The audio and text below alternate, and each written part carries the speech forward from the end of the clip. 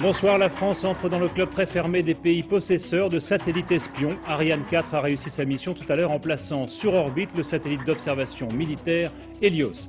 La polémique autour de l'affaire des logements attribués par la ville de Paris à Alain Juppé et à sa famille. Aujourd'hui, le Figaro publie la liste des bénéficiaires d'appartements du domaine privé de la ville.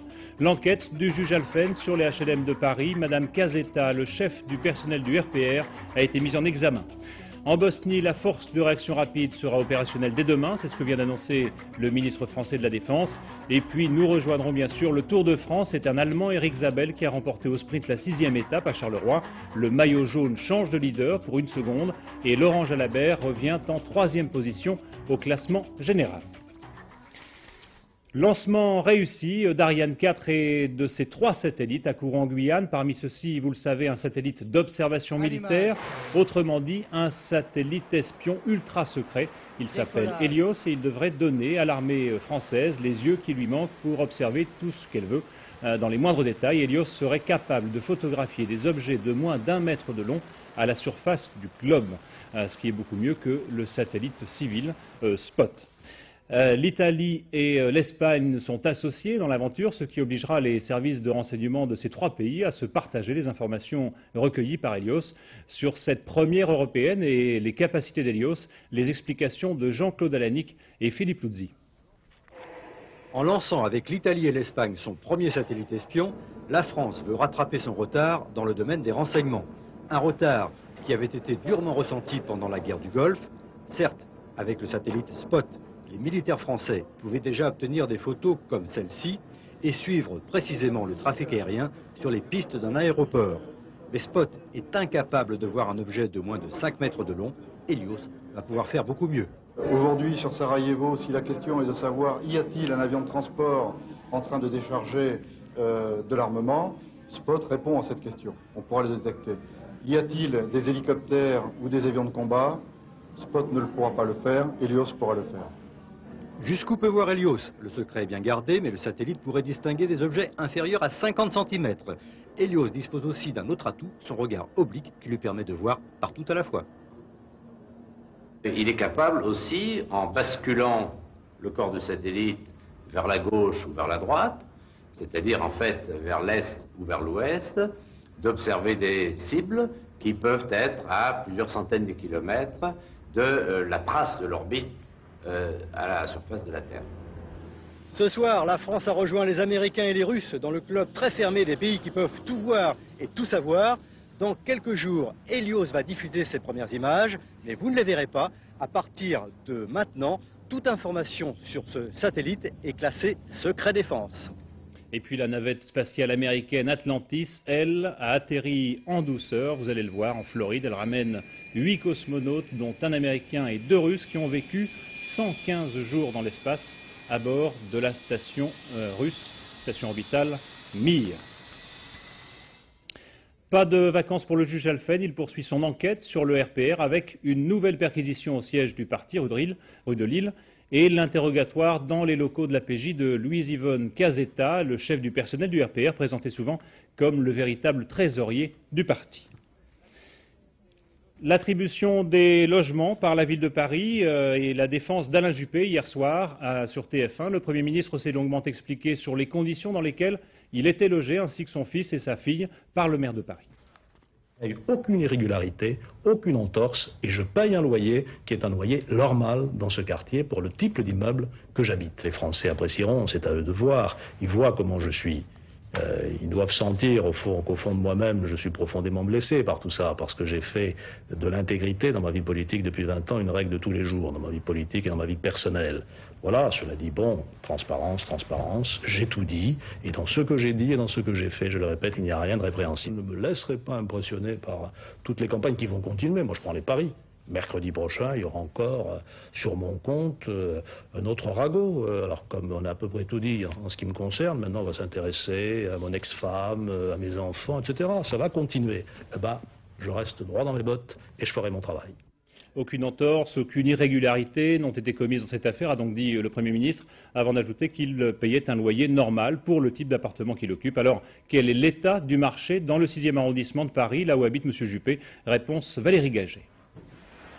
Alain Juppé habite depuis 5 ans dans un hôtel particulier du XVIIe siècle qui fait partie du domaine privé de la ville de Paris.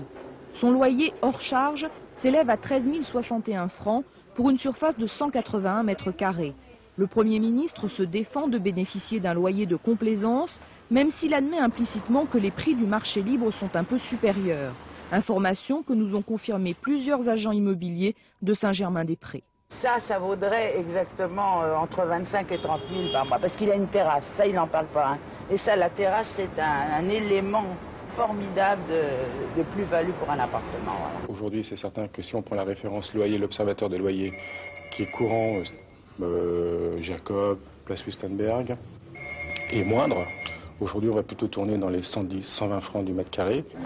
Alain Juppé paie 72 francs au mètre carré. Et pour mieux montrer que c'est un loyer normal, il a produit hier la lettre d'un propriétaire du voisinage qui loue un grand appartement à 50 francs seulement le mètre carré. À Paris, les différences de loyer sont bien réelles. Elles s'expliquent par le statut, la qualité et surtout l'ancienneté du logement. D'après nos dernières observations, donc qui datent de janvier 1995, le loyer moyen dans le 6e, bon, tout dépend de quoi on parle. Si c'est un logement qui vient juste d'être loué, c'est 83 à 90 francs du mètre carré. Si c'est un logement qui est occupé depuis 10 ans, ça peut descendre jusqu'à 65 francs du mètre carré. Compte tenu de son emplacement et des travaux réalisés à l'intérieur, le loyer fixé à Alain Juppé par la ville de Paris, son propriétaire, reste très modéré. Le journal Le Figaro publie ce matin la liste des bénéficiaires d'appartements du domaine privé de la ville de Paris. Sur le pourquoi et le comment de cette publication, Pascal Doucet-Bon et André Sorin. Dans un instant, le reportage de Pascal Doucet-Bon et La André liste Sorin. d'hier était partielle, celle d'aujourd'hui approche l'exhaustivité. Le Figaro n'a pas hésité à citer pêle-mêle locataires connus et inconnus, rue par rue, avec les surfaces et les loyers. 48 heures après la promesse de Jacques Toubon de publier toute la liste des locataires du parc privé de la ville de Paris, le débat se résume en une question simple, information ou atteinte à la vie privée. Beaucoup de gens craignent pour leur sécurité, pour leur intimité, pour d'ailleurs des tas de choses. Que l'adresse de quelqu'un du massacre de la Saint-Barthélemy jusqu'à la grande rafle du Veldiv, c'est pas simplement la vie privée, c'est une question de sécurité, c'est la vie tout court. D'autres journaux, télévisions et radios avaient déjà révélé des adresses plus ou moins explicitement, avec pour argument, comme pour le Figaro, la dénonciation du manque de transparence. La France, elle crève de l'opacité, de l'hypocrisie, des faux-semblants. Et il y a un moment donné où il faut aussi tout dire. Et puis cesser de s'amuser à jouer au ballon avec un tel ou un tel, comme on a pu le faire, et puis parler de tout mettre sur la table. C'est le moment de le faire. Mais c'est pas de la délation, excusez-moi. Je veux dire, pourquoi ce serait de la délation quand c'est nous qui le faisons, et ce n'est pas de délation quand les autres confrères le font. D'ailleurs, vous ne leur posez pas les mêmes questions. Alors, j'aimerais bien savoir. Le grand déballage est vraisemblablement terminé, l'affaire prendra désormais d'autres tournures. Remarquons au passage que les journalistes locataires de la ville de Paris n'ont pas été épargnés. Parmi les noms cités ce matin par Le Figaro, celui de notre confrère Gérard Carreiro de TF1. Ce soir, il nous fait savoir que son appartement ne fait pas partie du parc privé de la ville de Paris, mais qu'il s'agit au contraire d'un ILM qu'il a acquis il y a 18 ans grâce au 1% patronal de l'entreprise dans laquelle il travaillait à l'époque. Ce soir, au Parti socialiste, on parle de malaise à propos de cette affaire et de ses révélations. Le point sur les réactions dans la classe politique. Je trouve que, aussi bien d'une certaine façon, les attaques que les défenses sont quelque chose parfois d'un peu pitoyable. Finalement, on découvre du népotisme, des arrangements, des privilèges, et puis pour en sortir, on tombe dans le sous-entendu, voire dans la délation, comme l'a fait un grand journal du matin en publiant une liste largement inexacte. Et tout ça donne un peu une sensation pathétique. C'est comme si on était dans une fin de règne, alors que pourtant c'est un septennat qui commence. Nous ne faisons jamais des affaires personnelles en politique, c'est pas ça la question. Mais il y a en effet des affaires qui continuent, des bruits de corruption. Il y a cette affaire de la transparence qui est loin d'être réelle. Même ce qu'a dit le Premier ministre, on n'en sait pas plus sur les conditions d'attribution de ce qu'on appelle les immeubles du domaine privé de la ville de Paris. On est en droit d'attendre d'un Premier ministre qu'il soit totalement transparent. Et en donnant toutes les informations qu'il a données hier soir, je crois qu'il est tout à fait transparent et c'est bienvenu. Mais ce qui m'inquiète, c'est pas ça. Ce qui m'inquiète, c'est de voir dans la presse écrite des listes de personnes qui sortent avec leur nom, leur adresse, le montant de leur loyer. Je crois que c'est grave. Je crois que c'est grave, il y a un aspect délation. Si ça continue, bientôt on va tondre un certain nombre de personnes dans la rue. Il faut faire terriblement attention. Alors depuis le début de cette affaire, tout le monde, vous venez de l'entendre, parle de transparence. Les journaux qui publient les listes parlent également de transparence. Jusqu'où peut aller, Arlette Chabot, cette fameuse transparence dans ce genre d'affaires? Vous savez, la France s'est longtemps caractérisée par la plus grande opacité. Derrière les formules secret d'État ou raison d'État se cachaient souvent de fausses exigences et de vrais coups fourrés. Depuis 10 ans, la France passe à la transparence. L'évolution s'est faite en 2 temps. D'abord, les enquêtes sur l'argent des partis politiques, la corruption. Ensuite, la contestation de privilèges, d'avantages liés aux situations. Chacun devant avoir toujours à l'esprit la différence entre ce qui est légal et ce qui est illégal, ce qui constitue une infraction et ce qui relève au fond du traitement de faveur. Cette évolution ne sera sans doute pas remise en cause car elle correspond au monde d'aujourd'hui, à l'exigence de l'opinion, à un souhait général que les dirigeants soient exemplaires. Tous doivent donc se soumettre à cet impératif, les chefs d'entreprise, les hommes de médias et les hommes politiques. Alain Juppé, le 3e Premier ministre soumis au devoir d'explication sur des affaires personnelles, ce qu'il accepte comme il le dit lui-même. Mais attention, la démocratie, ce n'est pas l'amalgame ou la dénonciation pratiquée dans ce pays, on s'en souvient en d'autres temps. La vertu ne doit pas servir de paravent à de sordides petits règlements de compte. La nécessaire clarté sur des privilèges souvent abusifs ne justifie pas la publication de listes de noms, d'adresses dans la presse en attendant peut-être des photos. Chacun sait qui, aux extrêmes, espère profiter un jour de dérives inacceptables. Alors le souci de vérité ne doit en aucun cas conduire à l'acharnement, à l'inquisition. La transparence est indispensable, nécessaire dans une démocratie. La délation, elle, est méprisable. Merci Arlette. Quel a été le comportement de l'Église et de ses prêtres dans le génocide d'avril 1994 au Rwanda? Les chrétiens du groupe Goliath accusent ce soir certains prêtres d'avoir pris parti pour les assassins. Ils accusent également l'Église de France de les héberger. Ce serait par exemple le cas en Ardèche. Marie-Pierre Samitier et Isabelle Béchler. C'est à Bourg-Saint-Andéol que le père Venceslas Munyeshaka a trouvé refuge. Et les Rwandais qui se souviennent de son rôle pour le mois trouble pendant le génocide sont choqués par sa présence en France dans l'impunité. Depuis 1 an, les survivants enquêtent. Il a livré des gens, il a violé des filles, des jeunes filles en tout cas de 14-15 ans malheureusement. Il portait, enfin on l'accusait tout le temps d'avoir porté une arme ou des armes sur lui, avec lui. Donc tous les témoins en tout cas sont unanimes, ils l'ont vu pendant qu'il célébrait la messe lors des homélies qu'il faisait. Donc il avait un gilet pare-balles, il avait un pistolet, il avait un Kalachnikov, il avait des grenades. C'est dans cette paroisse de Kigali que le père Venceslas aurait séparé le bon grain de l'ivraie pour le compte des miliciens. C'est là qu'il aurait échangé droit de cuissage contre vie sauve. Il était le patron de la paroisse, un patron très ambigu. Je n'avais pas de choix. Il fallait apparaître comme pro-milicien pour les aider, pour que je puisse aider les gens. L'Église de France a pris cette excuse pour argent comptant et a fait tout le nécessaire pour que le père Venceslas obtienne son visa pour la France. Il avait sauvé beaucoup de Hutus et beaucoup de Tutsis. Il s'est trouvé entre les deux et ensuite il s'est fait attaquer par les 2 camps. Et les 2 le poursuivaient. Et on nous a dit sa vie est en danger. Donc quand nous l'avons fait venir en France, ce n'était pas pour le soustraire à un tribunal, qui d'ailleurs n'existait pas, souvenez-vous de la situation, mais c'était pour le soustraire à la machette des tueurs. Aujourd'hui, les chrétiens progressistes du journal Goliath accusent l'Église française d'aveuglement ou de complicité et attirent l'attention sur d'autres cas de prêtres, acteurs du génocide. Il y a une trentaine de prêtres qui ont participé au massacre du génocide rwandais l'année dernière, qui sont en exil soit au Zaïre, soit aux États-Unis, et notamment en Europe, en Italie et en Belgique. Le tribunal international sur le génocide doit instruire comme les autres les cas d'ecclésiastiques ayant commis des crimes contre l'humanité. Il enquête déjà sur le terrain. Les pourparlers entre Russes et Tchétchènes ont repris à Grozny. Plus tôt dans la journée, la délégation des Tchétchènes avait quitté la table des négociations pour protester contre le massacre d'une famille tchétchène imputée aux soldats russes. Correspondance de Dominique Bertha. Il porte dans ses bras le corps d'un enfant de 2 ans. Pour la première fois depuis la chute de Grozny, des milliers de Tchétchènes sont descendus dans les rues de la ville en ruine cet après-midi pour crier leur colère. après ce nouveau massacre. Sur la plateforme d'un camion, 6 autres cadavres. En signe de protestation, les représentants tchétchènes aux négociations de paix annoncent qu'ils ne participeront pas demain aux pourparlers avec les Russes. Mais diront-ils plus tard, dans la soirée, dans un communiqué commun, les discussions reprendront et la paix sera instaurée en Tchétchénie. Pour l'heure, l'atmosphère est pour le moins tendue. Ce matin, devant une petite maison de la banlieue de Grozny, la foule s'était déjà rassemblée.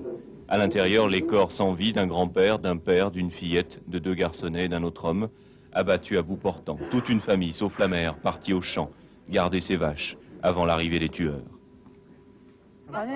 Ils portaient des masques sur le visage, dit ce voisin. Ils ont garé leur char là-bas et ils sont venus à pied jusqu'ici. Leur sale boulot fini, ils sont repartis. Pour les Tchétchènes, bien sûr, il ne fait aucun doute que les auteurs de ces meurtres sont russes. Pour les Russes, il ne s'agit que d'une provocation orchestrée par les Tchétchènes eux-mêmes. Une enquête conjointe est en cours. Elle devra tenter de déterminer au plus vite qui a pu commettre de telles atrocités. Et pour une fois, peut-être, elle aboutira. 3 militaires viennent en effet d'être arrêtés après avoir tué pour de la vodka des civils sans défense dans une ferme des environs. En Bosnie, la force de réaction rapide est à pied d'œuvre. Charles Millon, le ministre de la Défense, a annoncé que les 2000 soldats français et les 900 britanniques seraient opérationnels dès demain. François Cornet. Ces blindés AMX-10 RC qui progressent vers le plateau de Tomislavgrad, dans le sud de la Bosnie, sont ceux du contingent français de la force de réaction rapide, promis lors de la réunion de l'OTAN le 3 juin dernier à Paris. Au total, 2000 hommes qui sont maintenant à pied d'œuvre à 150 km de Sarajevo. Pour l'instant, la Grande-Bretagne a expédié un détachement précurseur de 900 soldats dans la même région, en attendant un complément de force de 4000 hommes. Officiellement, comme l'a déclaré le ministre français de la Défense au Sénat, ces premiers éléments de la FRR seront opérationnels à partir de demain 8 juillet. Leur mission sera vraisemblablement d'assurer la protection de la piste du mont Igman, la seule voie d'accès à Sarajevo contrôlée par les Serbes, pour assurer le ravitaillement des 380 000 habitants de la capitale bosniaque. Jacques Chirac s'est solennellement engagé le 5 juillet à Genève à ouvrir une voie d'accès à la ville assiégée depuis plus de 3 ans par les miliciens serbes, au besoin par la force si la négociation échoue. L'avant-garde de la FRR qui campe sur ce plateau de Tomislavgrad attendra-t-elle d'être renforcée par la 24e brigade aéromobile britannique qui doit la rejoindre pour intervenir? C'est ce soir la grande inconnue. Cette brigade qui a débarqué à Split en Croatie est pour l'instant bloquée par les Croates de Bosnie qui ont fermé leurs frontières. Les plans ne prévoyaient pas cette obstruction. La première mission de la FRR pourrait bien s'en trouver retardée. Et les représentants de l'ONU font savoir ce soir que l'ambition de la force de réaction rapide sera limitée et qu'il ne s'agira pas pour elle d'empêcher les bombardements d'objectifs civils ou de venir en aide aux enclaves musulmanes isolées. Commentaire laconique du ministre bosniaque des Affaires étrangères, ou bien l'ONU devient efficace, ou bien alors elle peut s'en aller. Depuis que son avion avait été abattu au-dessus de la Bosnie le 9 juin dernier, depuis qu'il s'était caché une semaine pour échapper aux Serbes de Bosnie, avant d'être enfin récupéré par les Américains, le pilote de cet avion américain était considéré comme un héros. Depuis, on s'est aperçu qu'il était héros malgré lui et qu'il était allé de bévue en maladresse. Philippe Rochaud. Le capitaine O'Grady n'était pas de l'étoffe des héros et pourtant, quand il met le pied sur le sol américain, après avoir tenu le pays en haleine pendant une semaine, il est déjà cet homme dont l'Amérique est fière. Et pourtant, les maladresses qu'il a accumulées durant son aventure ont bien failli lui coûter la vie. Le capitaine O'Grady commet sa première faute au moment où il survole la Bosnie. Il a vu que son appareil avait été accroché par les radars serbes, mais il a gardé le même cap, comme si de rien n'était. Au moment de son éjection, il aurait dû contacter le pilote de l'autre F-16 qui l'accompagnait. Il ne l'a pas fait. Il n'a pas su faire fonctionner sa radio. Pourtant, les spécialistes, comme cet ancien expert du Pentagone, trouvent injustes ces accusations portées contre lui. Quand vous tirez un missile contre un avion sans avoir pointé le radar, sauf au dernier moment, comme l'ont fait les Serbes, le pilote n'a pas le temps de réagir, surtout quand il tourne en reconnaissance au-dessus d'une région et que le tireur au sol a pu le repérer avant. Le pilote n'a eu que 2 secondes pour réagir face au missile. Mais ce que n'a pas dit non plus le capitaine O'Grady dans sa conférence de presse, c'est qu'il n'a pas respecté les instructions du manuel de survie. Il s'est éloigné de 15 km de l'endroit où il est tombé alors qu'il aurait dû rester sur place. Mais peut-on lui jeter la pierre? Il ne voulait pas être capturé par les Serbes. O'Grady n'a pas dit enfin que quand il a été récupéré par l'hélicoptère américain, il a couru avec son pistolet chargé en main et qu'il a même fallu le désarmer de force. Mais le capitaine O'Grady aura quand même tenu 6 jours alors qu'il n'avait que 3 jours de ration de survie. Ces révélations sur les dessous de l'aventure du capitaine O'Grady laissent un goût amer dans la bouche des Américains et pourtant ils sont prêts à lui pardonner ses erreurs. Au moment où le Congrès va débattre mardi prochain de la Bosnie, l'Amérique a encore besoin de se raccrocher à des héros. Les 14 personnes qui avaient été interpellées hier alors qu'elles manifestaient contre la construction de l'autoroute A51 entre Grenoble et Sisteron. Ces personnes ont toutes été relâchées, mais les manifestations se poursuivent et la ville de Grenoble elle-même se dit favorable à l'arrêt des travaux. Didier Guyot et Yves Delécluse.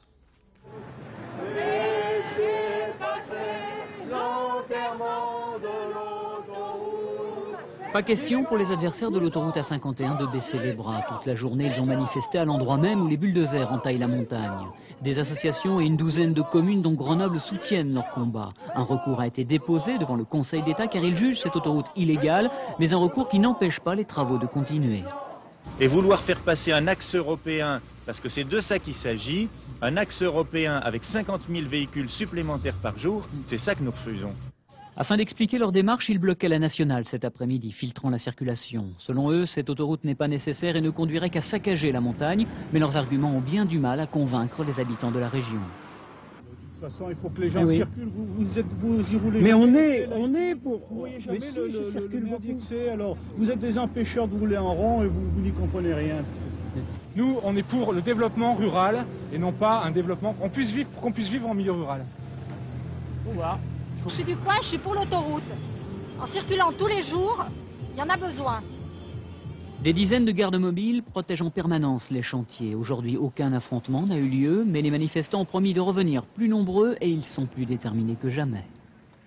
Si vous voulez voir Vesoul, vous risquez de voir un trou, ou plutôt un terrain vague en plein centre-ville, résultat d'un changement de politique entre l'ancien maire socialiste qui voulait y faire un parking et le nouveau maire RPR qui s'oppose au projet. Les habitants, eux, en ont assez. Agnès Hupschmann et Philippe Deslandes. Depuis 2 ans, à Vesoul, on ne parle plus que de lui. Un trou au milieu d'un terrain vague de 20 000 mètres carrés qui défigure le centre-ville. Ici devait être construit un parking, des commerces et des logements. Un gigantesque projet évalué à 45 millions de francs. Mais le chantier est en panne et les Vésuliens se sont lassés d'attendre le parking promis par l'ancien maire socialiste. On a des panneaux qui sont jolis mais qui nous bouchent la vue. Et puis le nouveau maire de Vesoul nous a promis de faire un parking. Puis j'ai demandé une petite terrasse avec un jeu de boules.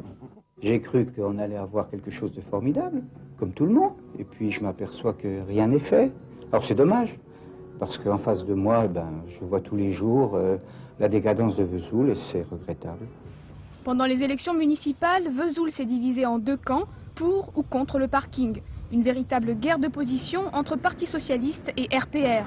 Par voie de presse d'abord, puis à coup d'arguments juridiques. Le chantier a été lancé sans permis de construire.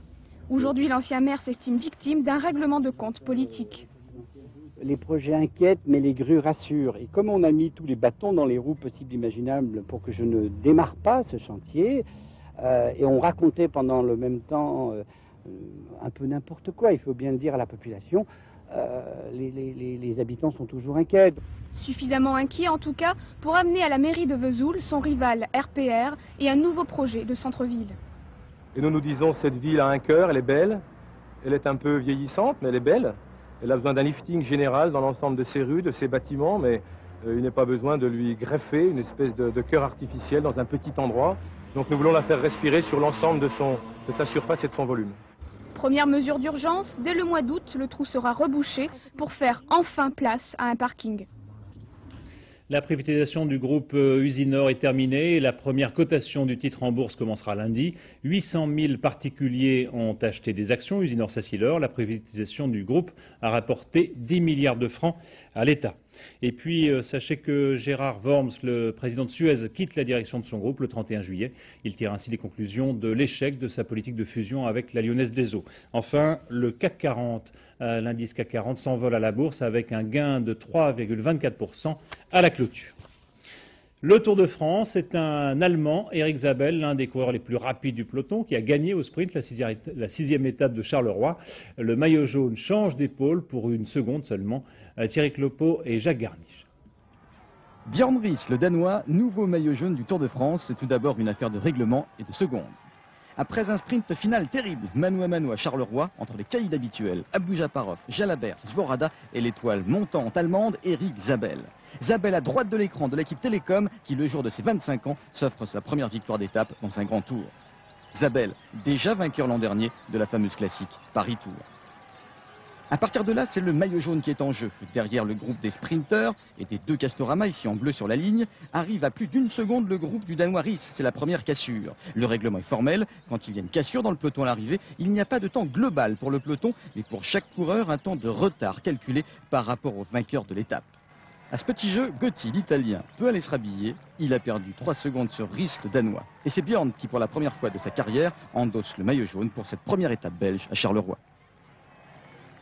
Il n'y a pas de plan, je voulais faire comme tous les jours, rester devant. Et bon, il avait 7 trous à la fin, c'est pas ma faute. C'est dommage pour Gotti, mais la course va comme ça. Au classement de l'étape, à noter la belle deuxième place de Laurent Jalabert, troisième Abdou Japarov, quatrième Zvorada. Au classement général, Riis a désormais 2 secondes d'avance sur Gotti et 8 sur Jalabert. Demain, 7e étape, Charleroi-Liège, on reste en Belgique.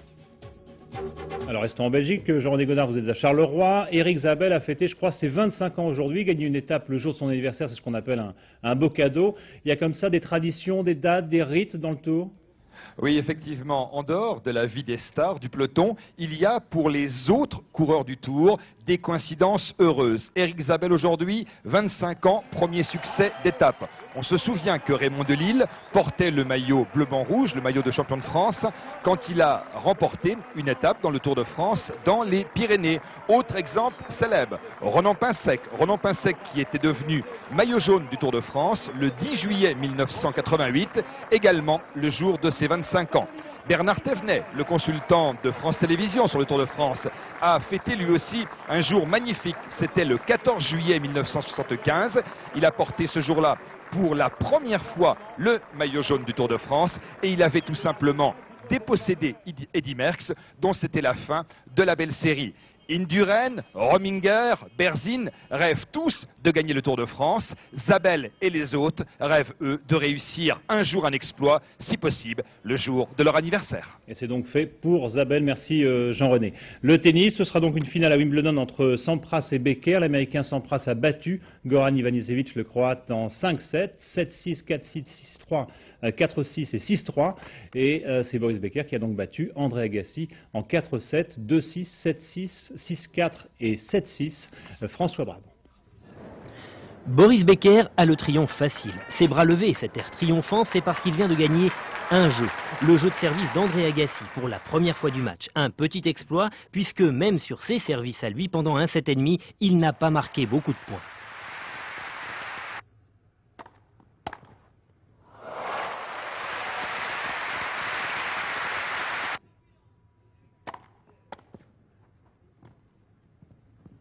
Festival de retour et de passing, Agassi devait gagner. Et puis l'Allemand en a eu assez de voir les balles lui filer sous le nez. Il s'est mis à mieux servir, à mieux voler et surtout à mieux défendre, à tout ramener. Et Agassi, troublé, s'est mis lui à rater.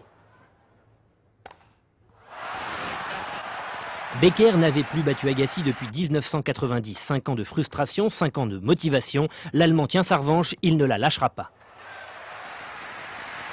Becker s'impose en 4-7 et jouera sa 7e finale à Wimbledon. Il en a déjà gagné 3. Un 4e titre ferait de lui le numéro 1 sur gazon. Mais Pete Sampras n'a pas l'intention de faire allégeance. On croyait le tenant du titre en danger avant d'affronter Ivanisevic, mais l'Américain a gagné en 4-7. S'il l'emporte dimanche, il remportera son 3e Wimbledon d'affilée. Le dernier à avoir réussi ça s'appelait Björn Borg. On appelle ça les petits commerces de saison, des commerces ambulants ou non d'ailleurs, que vous pouvez trouver en bordure de plage ou de route. Mais comment s'assurer de la qualité des produits qu'ils vendent? C'est le travail des équipes d'inspecteurs vétérinaires qu'ont suivi à Cazaux, près d'Arcachon, François Privat et Philippe Dumail.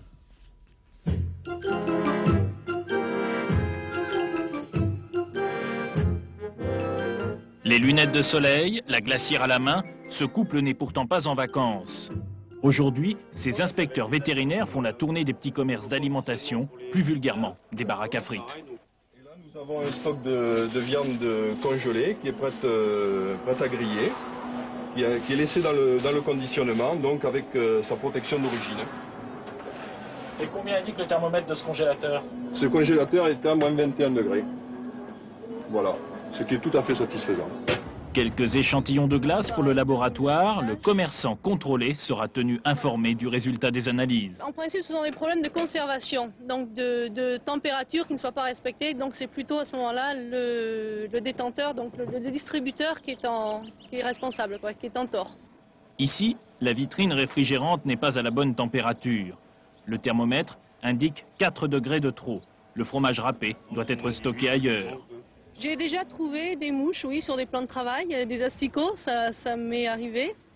Je dois dire que ça arrive de moins en moins fréquemment quand même.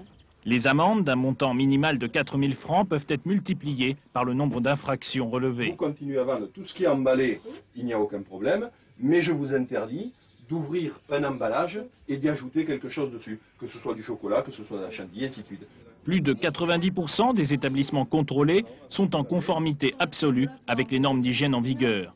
Le travail de prévention effectué depuis 10 ans a donc porté ses fruits. Une nouvelle vague de départ en vacances est annoncée pour ce week-end. Alors patience sur la route et pensez simplement à la mer qui vous attend. Bernard Ponce, le ministre des Transports et de la Mer, s'est rendu au centre de coordination des secours de la Garde, dans le Var, à l'occasion pour lui de confier à Gérard Daboville une mission d'étude sur les accidents en mer. Il faut savoir que la Société nationale de sauvetage en mer intervient 10 000 fois par an et que ces interventions n'en sont pas toujours justifiées. Enquête d'Alban Mikosi et Didier Beaumont. Emporté au large par des courants contraires, épuisé, ce jeune homme serait mort sans l'intervention des plongeurs de la Société nationale de sauvetage en mer. En 18 ans, ils ont ainsi préservé 14 000 vies, soit l'équivalent en population d'une ville comme La Baule. Les victimes secourues sont en grande partie des plaisanciers imprudents. Ce matin, il s'agissait d'un exercice. Le noyé est un complice, la mer est calme, la température de l'eau agréable. Mais seul ce type d'entraînement aux gestes de première urgence permet aux 3000 sauveteurs bénévoles de rester efficaces. Dans une intervention, vous touchez quoi exactement? Rien du tout, absolument rien. Je donne de mon temps et à la rigueur, je donne ma vie. L'équipement des bateaux de secours est assuré pour moitié par des dons privés. Les aides de l'État ne cessent de décroître, inquiétant pour les 830 000 plaisanciers français victimes potentielles d'un changement de météo ou d'un problème mécanique. D'où l'idée du ministère des Transports de faire étudier cas par cas les circonstances de chacun des accidents, mission confiée à Gérard Daboville, grand spécialiste des fortunes de mer. On connaît les accidents, on les connaît bien sur un plan statistique, on sait combien il y en a, qui est intervenu, comment, etc. Mais on avait très peu de données objectives sur les causes initiales des accidents. Un questionnaire sera donc remis cet été à tous les plaisanciers secourus. Il permettra de bien comprendre les besoins et de faire adopter d'éventuelles réformes dès la rentrée. Avignon, ce soir, entrera en transe artistique, et ce jusqu'au 30 juillet. 3 stars pour un large public, un festival dans la tradition, avec en ouverture ce soir 2 ballets de Pina Bausch, Thierry et Hervé Pozzo. Cette femme aux allures de somnambule est une des plus grandes chorégraphes du monde, Pina Bausch. Un événement, mais pas une première, car Pina Bausch est déjà venue en Avignon en 81 et 83.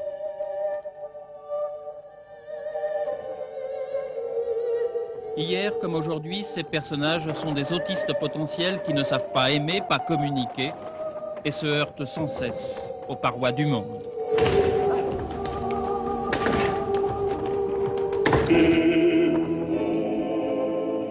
Pina Bausch n'a qu'un but, dire avec des gestes ce qui se cache derrière les mots. 2 spectacles dans la même soirée, Café Müller et le Sacre du Printemps, d'après la musique de Stravinsky.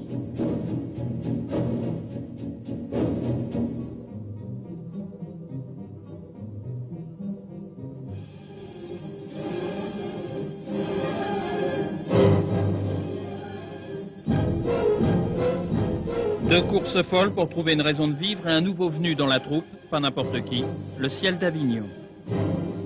C'est vraiment très spécial ici. Quand on est allongé par terre, on voit toutes les étoiles et ça, vous ne le voyez jamais dans un théâtre. Ça renforce la signification du ballet. Dès que le vent se lève, les tissus dansent et j'aime beaucoup ça. Mais début de polémique, car ces 2 ballets ont été créés dans les années 70. Pour la première fois depuis 49 ans, il n'y a donc pas de création dans la cour du Palais des Papes, Et l'électrochoc Pinaboche, si beau soit-il, laisse une impression de malaise chez les puristes qui se demandent, mais ne vont-ils pas un peu vite, si Avignon n'a pas perdu son âme en 95? Un regard maintenant sur les collections de l'été 96 et la mode masculine, sur l'atmosphère tropicale de Kenzo, sur les pantalons à bretelles et les vestes boutonnées haut. Marie-Josée Le Picard et Patrick Deschmaker. Pour les hommes qui veulent briller, voyez Kenzo. Ça chatoie sous la pluie. Maintenant, notez aussi ces pantalons larges, souples, qui flottent sur la jambe. L'élégance en temps de canicule. Kenzo est bien connu pour son goût de la couleur. Déclinaisons fraîches, en bleu et en vert, en bleu et vert, associés comme les courants marins qui se côtoient sans se mélanger.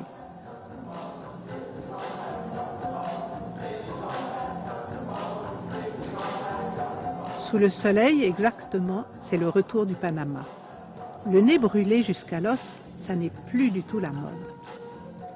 Alors, Panama clair ou sombre pour la ville, le tourisme, la pêche à la ligne.